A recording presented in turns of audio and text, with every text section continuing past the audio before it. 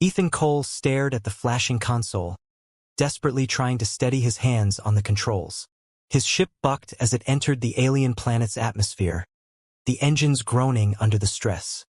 He muttered to himself, "Come on, girl, hold together."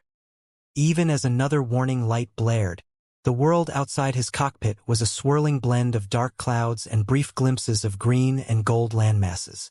Not that it mattered, he couldn't steer anymore. He was going down whether he liked it or not. The crash wasn't gentle. Ethan jolted forward as the ship skidded across a vast, rocky plain before slamming to a halt against a massive stone pillar. Smoke filled the cockpit. His ears rang. Shaking off the impact, he checked his limbs. Nothing broken. Could have been worse, he muttered. As soon as he stumbled out of the wreckage, he knew he wasn't alone. Towering, broad-shouldered figures emerged from the rocky cliffs surrounding the crash site.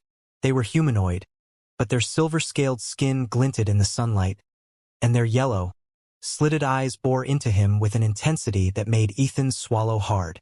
Each one carried a long, jagged blade strapped to their backs. Their sharp, angular armor, a blend of intricate etchings and utilitarian design. One of them, slightly smaller than the others, stepped forward. The armor they wore was less ornate, and their face was softer, with a certain curiosity in their eyes. It was this one who spoke first, the voice surprisingly melodic. "Who are you?" "Just a pilot," Ethan answered, raising his hands. "Ethan Cole. I'm not here to cause trouble. My ship, well, let's just say it's not spaceworthy anymore." The leader of the group barked a command in their guttural language. Ethan watched as two of them advanced and seized him by the arms. Hey, easy. I just crashed here. Okay?" He looked toward the smaller figure, the one who had spoken. "You speak my language. Tell them I'm not a threat." They tilted their head. "If you are not a threat, then you have nothing to fear." Yet there was a flicker of hesitation in their expression, as if they weren't entirely convinced by the heavy-handed approach of their companions. Ethan was marched through the rocky landscape, the ground crunching underfoot as they passed jagged outcroppings and the occasional glowing blue crystal embedded in the cliffs. Eventually, they reached what appeared to be a settlement, though it looked more like a fortress carved into the mountain. Massive doors swung open, revealing a bustling courtyard filled with more of the scaled aliens. All eyes turned to Ethan, whispers and murmurs spreading as he was led toward a central hall. Inside, the air was cooler. The hall was a cavernous chamber lit by strange, glowing orbs suspended from the ceiling. Ornate carvings lined the walls, depicting fierce battles and scenes of triumph. At the far end of the room, a figure sat on a raised stone platform. They wore more elaborate armor than the rest, their presence commanding the room's attention without a word.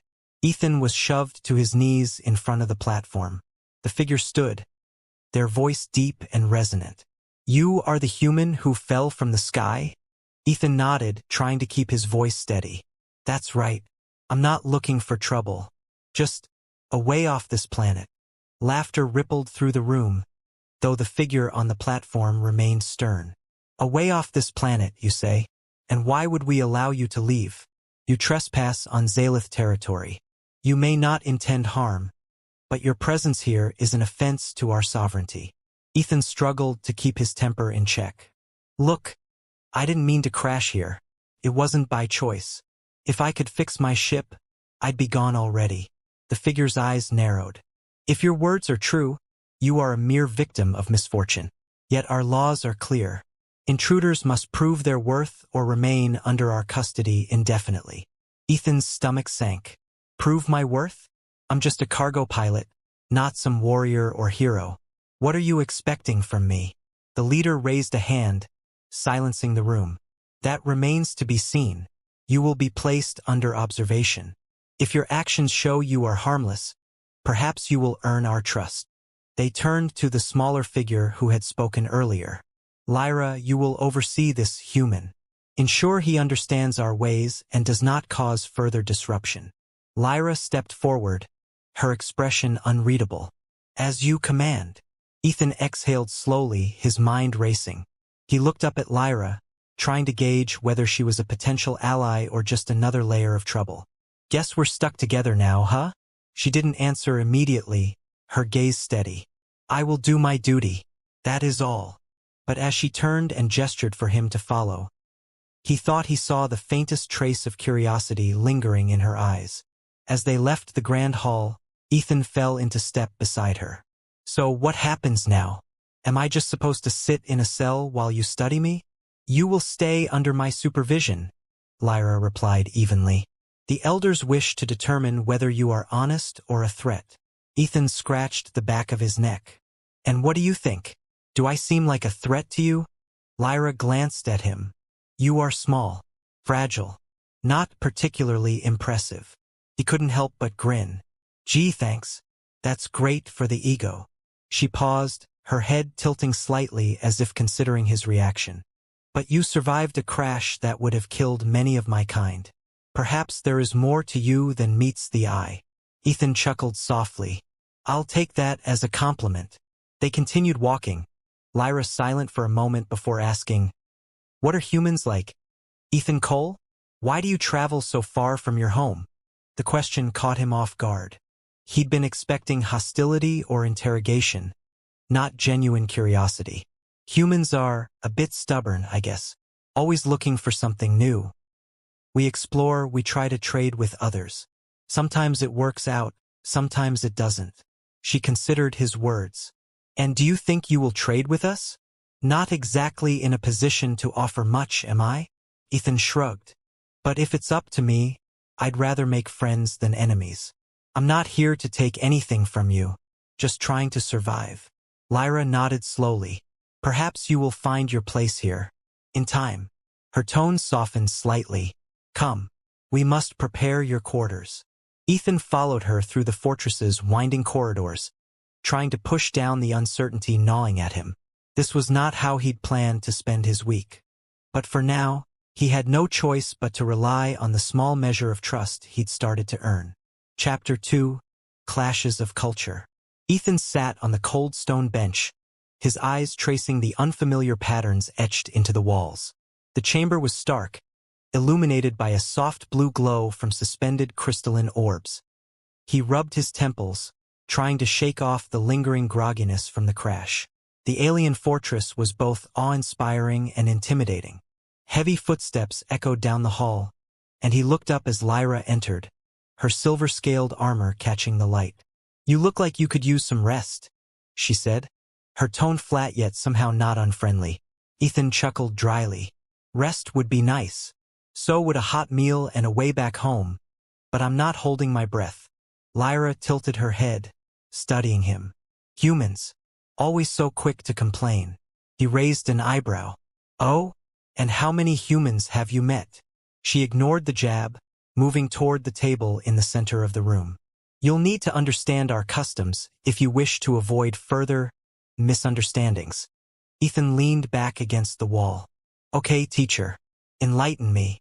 Lyra's slitted eyes narrowed slightly, but she didn't rise to the bait. The Zalith value strength and discipline. Every action, every word must have purpose. We are not a people who tolerate weakness. Sounds exhausting, Ethan muttered. It is simply our way, Lyra replied. But it is not without reason. Our world is harsh. Only the strong can survive and thrive. Strong, huh? Ethan gestured to his scrawny frame. Guess I'm not exactly your idea of strength. Lyra's expression softened just enough to hint at amusement. No, you are not. They held each other's gaze for a moment, and Ethan felt the corners of his mouth twitch upward. Well, good to know where I stand. Lyra picked up a metallic object from the table, examining it thoughtfully. Tell me, human, why did you leave your world to wander among the stars? Work mostly, Ethan said, shrugging. I'm just a cargo pilot, hauling goods from one place to another. Nothing glamorous. That does not answer the question, she said, turning her yellow gaze on him. Why leave at all? Why not remain among your own kind, where you belong? Ethan frowned, considering her question. I guess it's about seeing what's out there, meeting new people, learning new things. It's not just about the job. It's about the experience. Lyra's lips pressed into a thin line. That sounds frivolous. Maybe, he admitted. But it's better than sitting in one place, wondering what could have been. They lapsed into silence, the quiet hum of the glowing orbs filling the room. Ethan could sense Lyra's curiosity, even if she tried to keep it hidden. What about you? He asked. Ever think about seeing other worlds? Meeting other species? She shook her head. The Zaelith do not leave our world lightly. Our place is here. Sounds kind of limiting. It is our duty, she said simply. Duty is not always pleasant. Ethan sighed. Yeah, I've heard that before. But you're here talking to me, which means you're not exactly a typical Zaelith, are you? Lyra stiffened, her gaze sharpening. Do not presume to know me, human. He raised his hands in mock surrender. Fair enough. But I get the feeling you're not just following orders. You're curious about me, about my people. Otherwise, you wouldn't have asked. Her tail flicked slightly, a subtle sign of discomfort. I do as my leaders command. Sure you do, Ethan said, leaning forward. But that doesn't mean you're not wondering what it's like out there. Lyra crossed her arms. You speak too freely for someone in your position. Comes with the territory, he said with a grin. Humans aren't exactly known for keeping quiet. She stared at him for a moment, then let out a low, almost reluctant chuckle. So I've noticed. Ethan felt a small wave of relief. It wasn't much, but it was a start. So what's next? More lessons in Zaelith culture?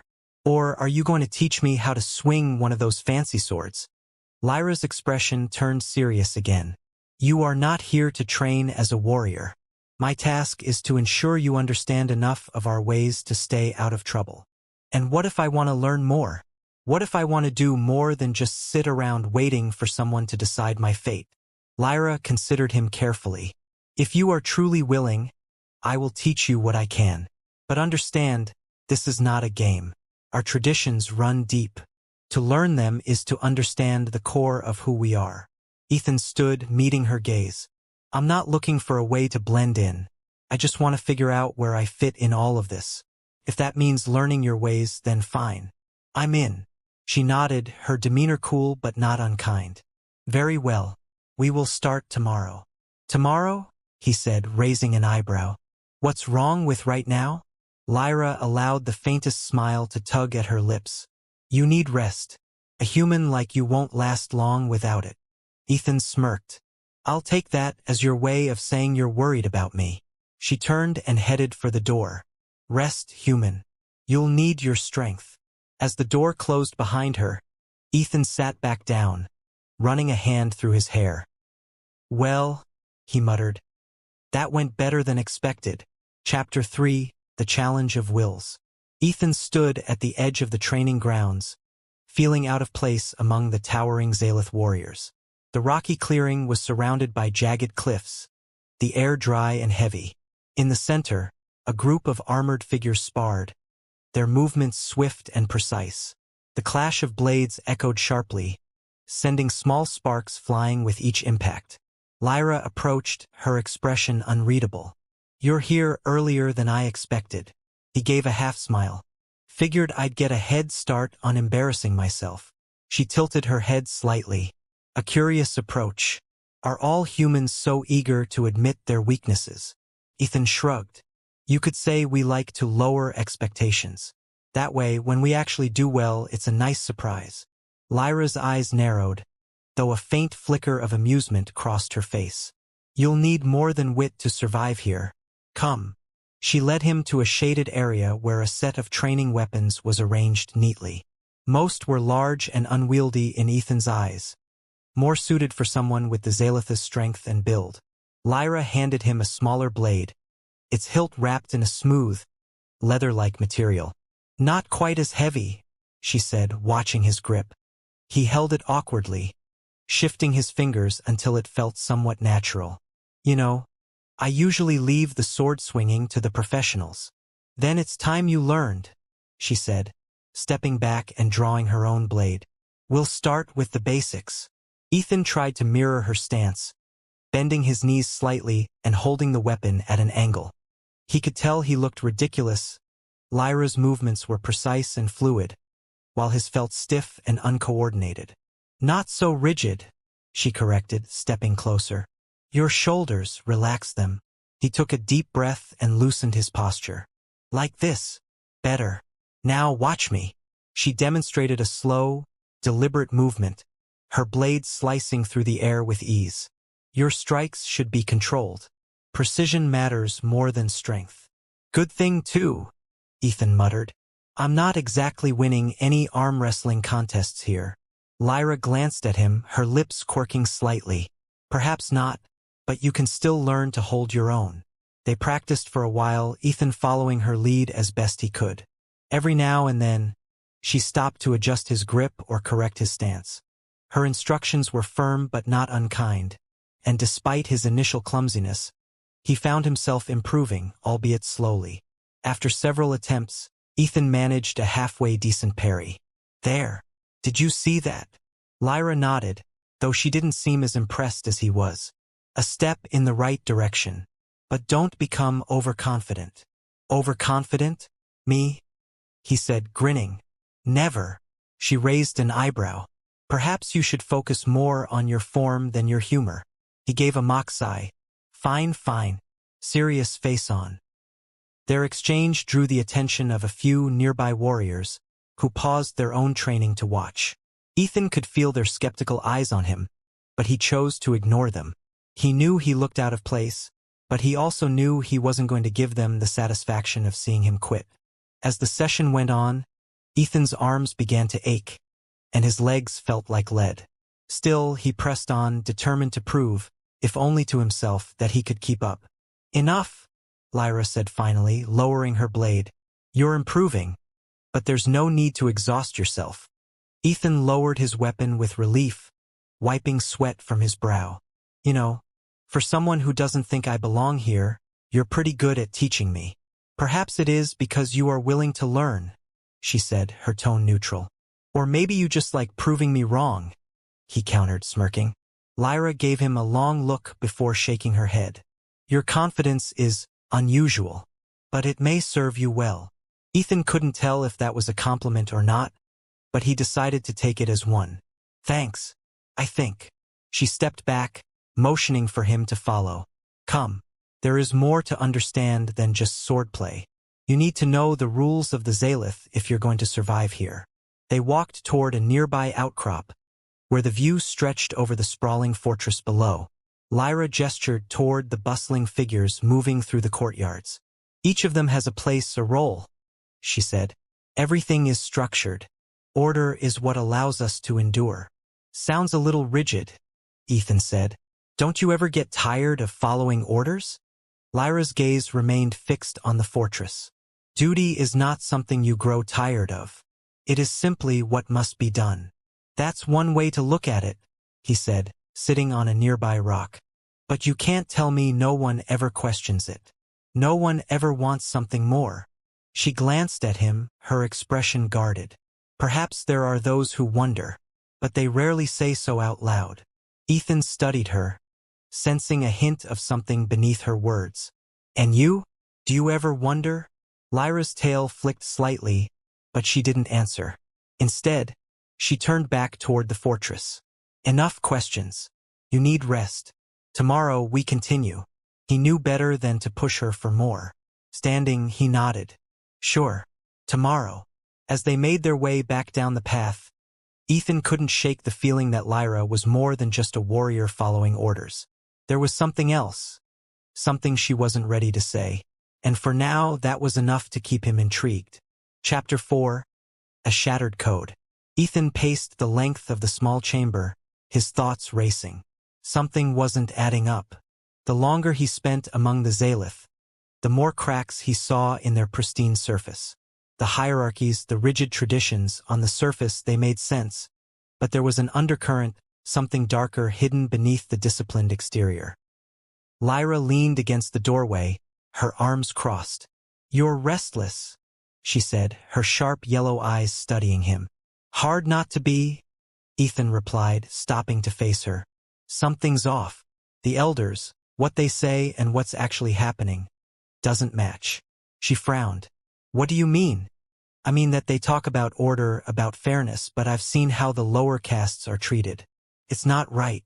Lyra stepped forward, her tone cautious. You don't understand our ways. The lower castes have their roles, just as the warriors have theirs. It is the natural order. Ethan shook his head. No, it's not natural. It's just convenient for the ones at the top. Her eyes narrowed. You tread dangerous ground. Maybe so, Ethan said, holding her gaze. But tell me this. Have you ever questioned it? Even for a second. Lyra hesitated, and in that brief moment, Ethan saw the crack. He pressed on. You're not like the others. I know you've thought about it. She turned away, her voice quieter. Even if I have, what would it change? The code is everything. Without it, our society would collapse. Ethan stepped closer. Or maybe it would get stronger. Maybe it would be fairer. She shook her head. You don't understand. You're an outsider. You see only the surface. Then show me more, he said, his voice firm. If you trust me even a little, help me understand what's really going on. Lyra stood silently for a long moment, her tail flicking back and forth. Finally, she looked at him, her expression unreadable. You want to understand? Then you need to see it for yourself. The tunnels were narrow and dimly lit, the air growing cooler as they descended. Ethan followed Lyra closely, his hands brushing the rough stone walls. The fortress above felt like a distant memory, replaced by the eerie quiet of the underground chambers. In the low light, in the center of the room stood a massive structure, part throne, part altar, and part machine. Its surface was etched with patterns that pulsed faintly, almost as if it were alive. What is this? Ethan asked, stepping closer. It's our origin, Lyra said, her voice heavy. The code, the traditions, they were built around this. The elders say it was left by the ancients who shaped our world, who gave us strength. It's the foundation of everything we believe. Ethan examined the carvings more closely, his hand brushing against the cold surface. But if it's so important, why is it hidden down here? Because it's not what we were told, Lyra said, her tone quiet but resolute. I've read the inscriptions, the records the elders don't show. This was not a gift of strength. It was a warning, a reminder that our power comes at a cost. He turned to her, frowning. A cost? What kind of cost? Lyra hesitated, then gestured to a smaller carving on the wall. Look there. The figures aren't just warriors. They're healers, teachers, artists. Before the code, we were more than just fighters. But the code narrowed us, made us focus only on strength and conquest. It took something vital from us. Ethan ran a hand through his hair. And the elders know this? She nodded. They've known for generations. But they've chosen to keep it buried because it maintains their power. If the truth came out, it would shatter their authority. So they're lying to their own people, Ethan said, his voice hard. To you. Lyra's gaze fell. It's not that simple. Yes, it is, Ethan insisted. They're using you. They're using everyone here to keep their grip on the top. And they're hiding the fact that your people were once whole. She looked at him, her expression torn. Even if that's true, what can we do? They won't listen. They'll see you as an intruder and me as a traitor. Ethan stepped closer, his voice steady. Then we find a way to show them. If we can get this truth in front of others, if we can prove what the elders are hiding, maybe people will start to question things. Maybe they'll want more than just this endless cycle of strength and power. Lyra's eyes searched his face. Why do you care? You could just wait until they release you, go back to your own world, and leave all of this behind. Because it's not right, Ethan said. You know that. I can see it in your eyes. If you didn't care, you wouldn't have brought me here. She was silent for a moment, then nodded. If we do this, it will be dangerous. You could be exiled or worse. I've already crash-landed on a hostile planet and been dragged into the middle of this mess, he said, a hint of a smile tugging at his lips. What's a little more danger? Lyra's lips twitched, just barely. Then we'll need to plan carefully. No one can know what we've seen until we're ready. Ethan nodded. Whatever it takes. Together, they turned back toward the carvings, the faint light of the ancient structure casting long shadows behind them. For the first time, they had a shared purpose. Chapter 5: Alliance of the Outcast. Ethan walked alongside Lyra through the fortress corridors, his mind still reeling from what they had uncovered in the ancient chamber. He glanced at her, noting the tension in her jaw, the way her tail flicked sharply whenever a warrior passed too closely. She was trying to appear composed, but he could tell she was as unsettled as he was. "We can't keep this secret forever," he said quietly. "The truth needs to come out."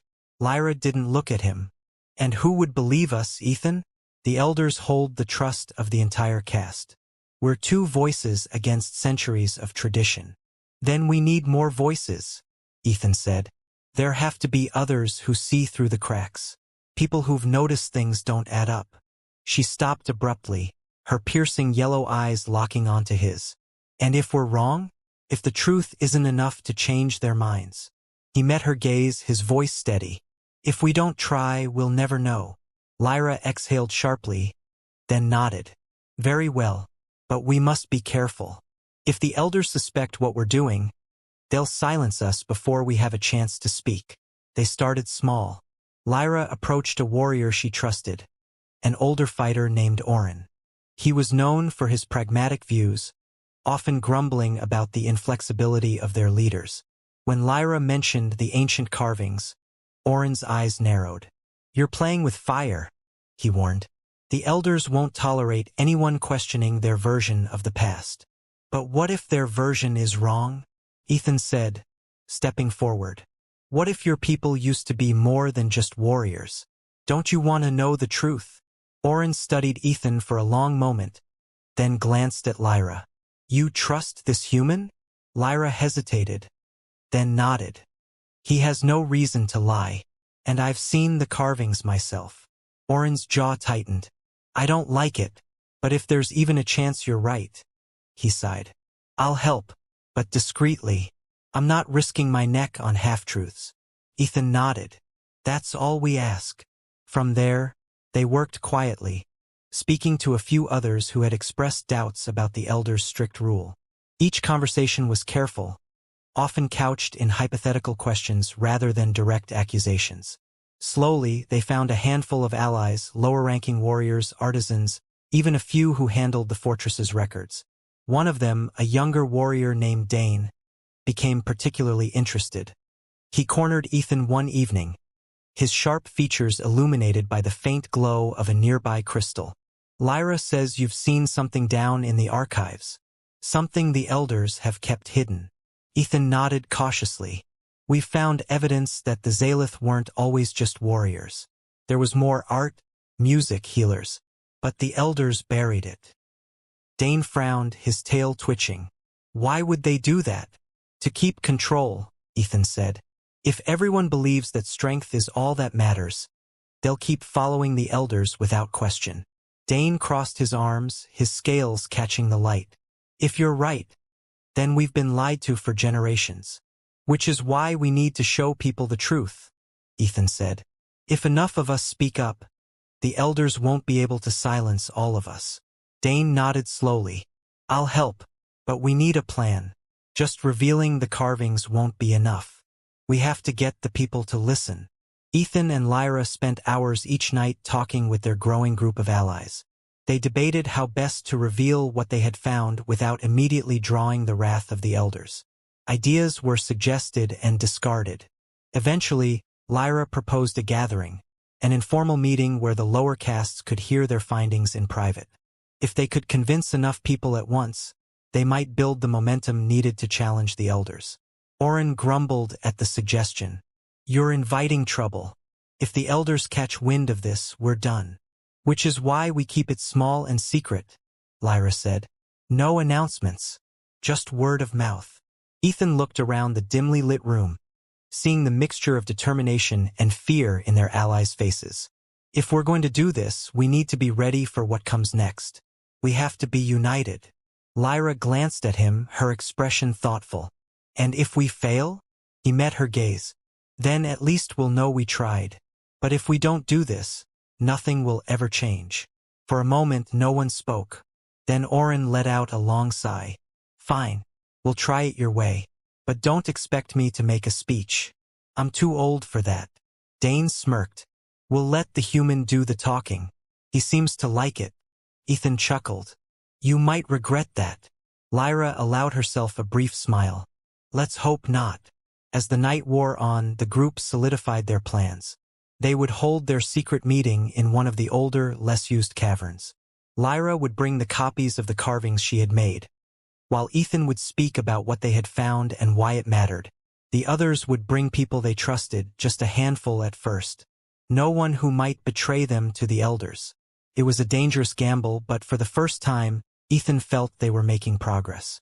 They were no longer just individuals questioning the status quo. They were a group, a small one but growing. And together they might just have a chance. Chapter 6. The Hidden Key. Ethan stood in the dimly lit cavern, surrounded by their small band of allies. The carved walls shimmered faintly under the glow of the blue orbs that Lyra had placed carefully around the space. A mix of warriors, laborers, and artisans, all outcasts in their own way, had gathered here, each one taking a cautious step into rebellion. Orin leaned heavily on his blade, his sharp eyes scanning the room. This had better be worth the risk, human. If the elders catch wind of what we're doing, none of us will see another sunrise. Ethan glanced at Lyra, who stood beside him with her arms crossed, the faint lines of tension visible around her eyes. She gave a small nod and he turned back to the group. I know we're asking a lot, but you wouldn't be here if you hadn't already started to wonder. Lyra and I found something in the archives. Something the elders have kept buried for centuries. A murmur rippled through the crowd, skeptical yet intrigued. Dane, one of their younger allies, stepped forward. If you've really found something, show us. We didn't risk sneaking out here just for words. Lyra moved to the center of the cavern, where a large stone tablet lay on the ground. The carvings she'd painstakingly copied from the ancient structure were displayed in a neat row beside it. She pointed to a particular section, her voice clear and steady. These symbols, here and here, describe a time before the code. Before strength was the only measure of worth. Orin squinted at the carvings. Looks like the usual old scribbles to me. How do you know what it means? I studied them for years, Lyra said, her tone firm. I thought they glorified the code just as the elders said. But when I looked closer, I found something different. This section here, she gestured to a line of intricate markings. It speaks of balance, of roles beyond the sword. Healers, teachers, artists. All seen as equal to warriors. Dane's frown deepened. You're saying the code isn't our true heritage? Exactly, Ethan said, stepping in. The code was created to serve those at the top. It wasn't some divine gift, it was a decision. A choice the elders made to control your society. More murmurs spread through the group. Some looked skeptical, but others seemed troubled, their expressions shifting as they stared at the carvings. Lyra took a step closer, her voice cutting through the noise. I know it's hard to believe. I didn't want to believe it either. But the more I studied, the more I saw the truth. Our ancestors lived differently and they thrived. They didn't need the code to survive. A grizzled artisan near the back spoke up, his voice rough but earnest. If this is true, why would the elders hide it? What's in it for them? Ethan folded his arms. Control. If everyone believes that strength is all that matters, they'll never question who's in charge. They'll never wonder if there's another way. The elders stay at the top, and everyone else stays in line. Orin let out a low growl. And if we bring this to the people, what happens then? Chaos. Not chaos, Lyra said firmly. Change. We have a chance to restore what we lost, to bring back the balance. But we can't do it alone. She looked around the room, meeting each pair of eyes in turn. We need more than just belief. We need evidence, proof that the elders have lied to us. If we can show the truth to the people, they'll have to listen. They'll have to choose. Dane stepped forward again, his expression conflicted. But what if the people don't care? What if they're too afraid to question the code? Ethan shook his head. We can't think that way. People are already starting to see the cracks. They just need someone to point them out. That's why we're here. To shine a light on what's been hidden. The room fell silent, the weight of their mission settling over them. Orin grumbled under his breath, but he didn't argue further. The artisan nodded slowly, his face set with determination. Dane still looked uncertain, but he didn't step back. Lyra finally broke the silence. This is our chance to make things right. Not just for us, but for the generations that come after. The Elder's grip on our people isn't unbreakable. We can show them the truth. Ethan stepped beside her, looking around the room. It won't be easy, but we're not alone anymore. Together, we can do this. For a moment, no one spoke. Then, one by one, they nodded. The atmosphere shifted. There was still fear, still uncertainty, but also a growing sense of purpose.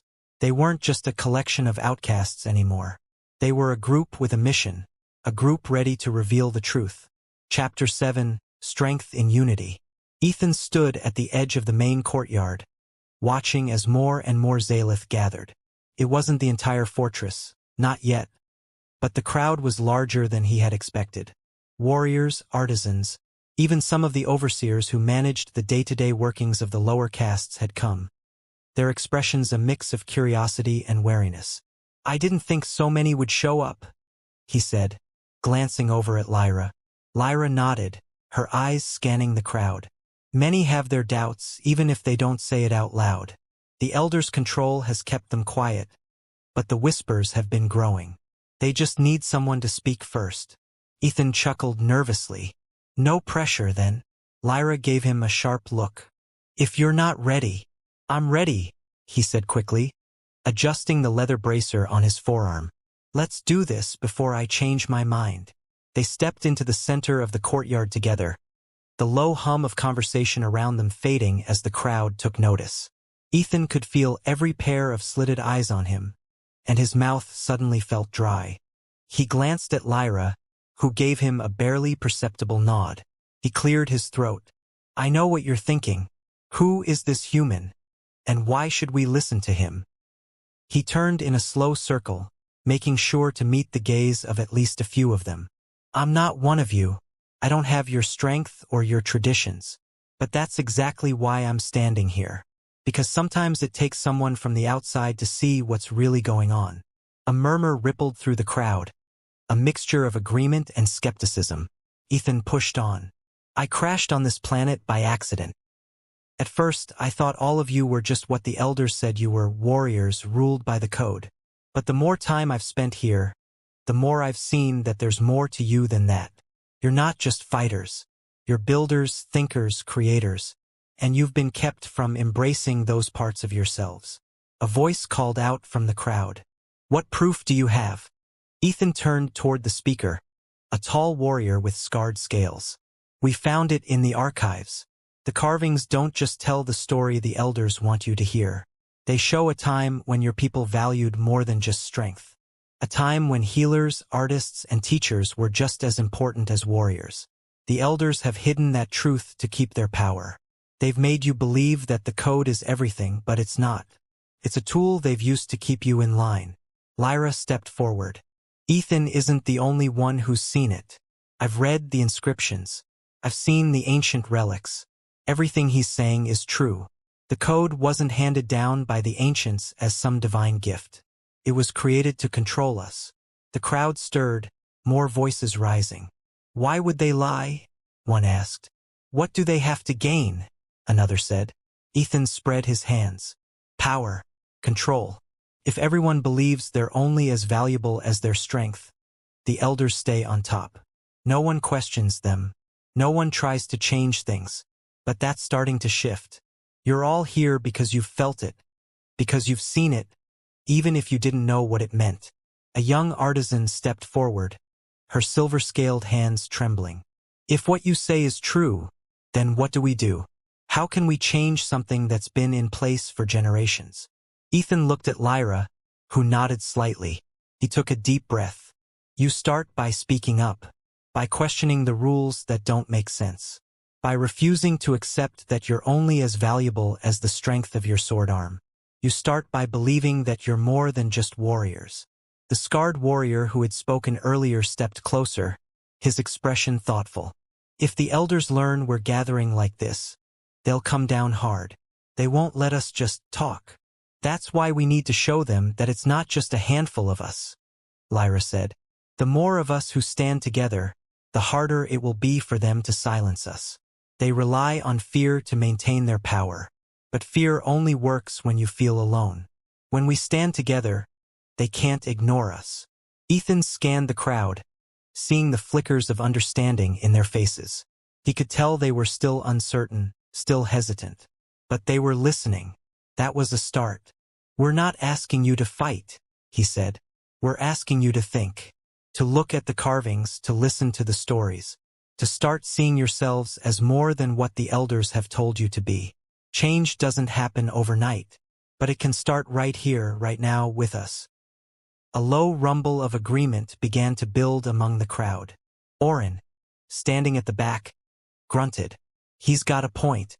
We've all felt it, how the code doesn't fit the way it used to. Maybe it's time we took a closer look. Dane stepped up beside Ethan, his young face set with determination. I'm with them. I've seen enough to know we can't keep living like this. If there's a chance to be more, I'm taking it. Lyra turned to face the crowd, her voice steady and strong. The truth is out there for those willing to see it. You don't have to believe us right now, but look for yourselves. Question what you've been told. And remember that you're not alone. The hum of voices grew louder, a rising wave of energy that Ethan hadn't dared to hope for. It wasn't unanimous, but it was enough. Enough to show that change was possible. As the crowd began to disperse, he turned to Lyra. I think that went well, he said, his voice low. She gave him a faint smile. It's a start, but we still have a long way to go. Ethan nodded. One step at a time. We'll get there. Chapter 8. A new path forward. The elders had gathered in the fortress's grand chamber, their expressions as cold and unyielding as the stone walls around them. Ethan stood before them, Lyra by his side, her hand resting lightly on the hilt of her blade. The murmurs from the assembled Zalith, warriors, artisans, and lower caste members, filled the hall, a sound like a rising tide. For the first time in generations, the people had come to witness not another declaration from their leaders, but a reckoning. One of the elders, a tall figure with silver scales dulled by age, raised his hand to silence the crowd. You dare bring this human before us again, he said, his voice low and dangerous. You dare challenge the very foundation of our society with your lies and stolen artifacts. Ethan held his ground, glancing at Lyra. She met his eyes briefly, a silent assurance passing between them. Tanin. Claim it to be. It was created by those who wanted to keep their power. By you. A ripple of shock and anger spread through the crowd. The elders' slitted eyes narrowed. You speak as if you understand our ways, human. But you have no place here. No right to challenge our traditions. I didn't ask to be here, Ethan said, his voice steady. I crashed onto this world. I didn't come looking for a fight. But after what I've seen, what I've learned, I can't stand by and watch you keep your own people in chains. You call them traditions, but they're just shackles. Another elder, a shorter but stockier figure, barked, Enough! This is treason. Lyra, you disgrace yourself by standing with this outsider. You were once a warrior of honor. Now you're nothing but a traitor. Lyra stepped forward, her voice sharp and clear. I've seen the truth with my own eyes. You've hidden it for generations. You've told us the code was everything, but it was never meant to be our only way. We used to be more healers, teachers, builders, and you erased that history to keep us in line. You speak of what you do not understand, the elder hissed. The code is what holds us together. Without it, there is nothing. Without it, Lyra said firmly, there is freedom. There is a chance to choose our own paths, to value more than just brute strength. A voice from the crowd broke the tension. It was Oren, the grizzled warrior who had joined them. They're right, he said, stepping forward. I've fought my whole life for the code, but even I can see that it doesn't fit anymore. We've been clinging to something that's been twisted into a tool for control. Another voice joined his. It was Dane, the younger warrior who had become one of their most passionate allies. I grew up believing strength was all that mattered. But if we can be more, if we can rebuild what was lost, I'll fight for that instead. The crowd murmured again, this time with a different tone.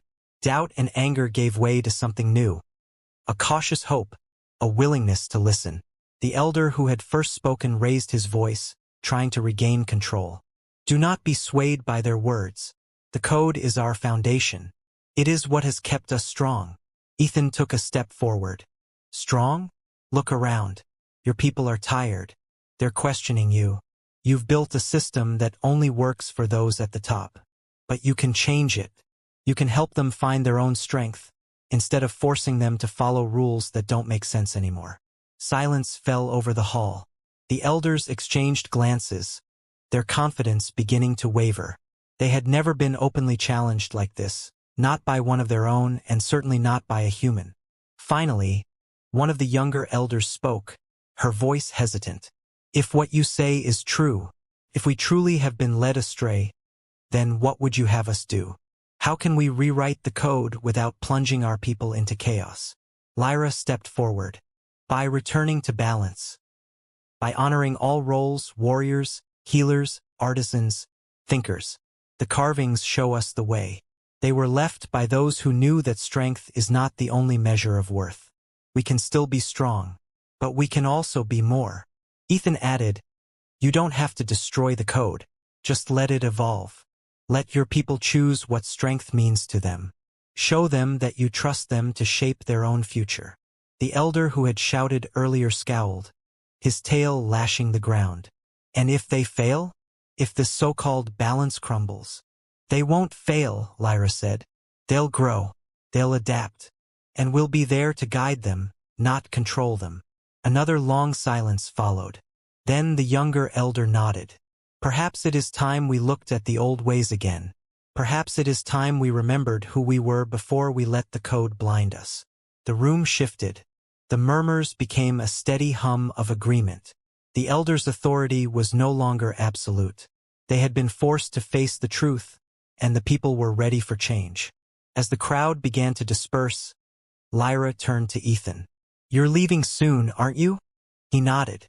As soon as my ship is repaired. Then you'll never see what becomes of this.